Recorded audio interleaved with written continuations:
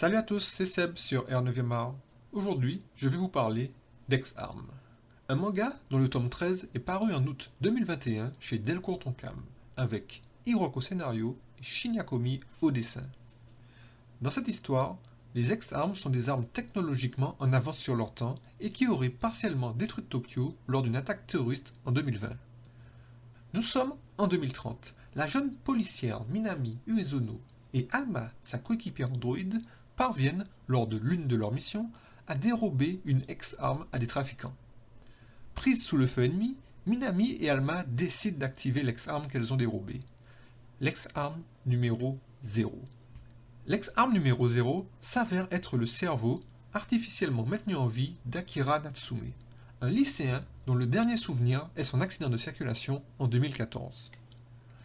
Une fois allumé et relié au réseau, l'ex-arme numéro 0 révèle ses capacités de hacking hors normes.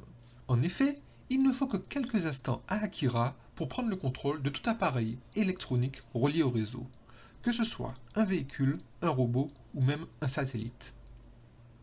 Après avoir été briefé sur la situation, Akira décide d'utiliser ses compétences pour venir en aide à Minami et Alma dans la section anti-ex-arm, dont le but est de retrouver les ex-armes qui sont aux mains des terroristes et de les sceller afin qu'elles ne tombent plus entre de mauvaises mains. Mais pourquoi Akira est-il devenu une ex-arme? A-t-il vraiment participé aux attentats de 2020?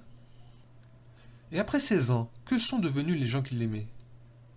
Et surtout, peut-il encore se considérer comme un être humain?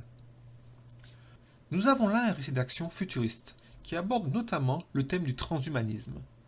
Un scénario complexe, mais qui prend le temps de se développer, et un dessin que je trouve très beau et précis, particulièrement dans les scènes d'action. En gros, un manga que j'ai apprécié découvrir et dont j'attends avec impatience le dénouement.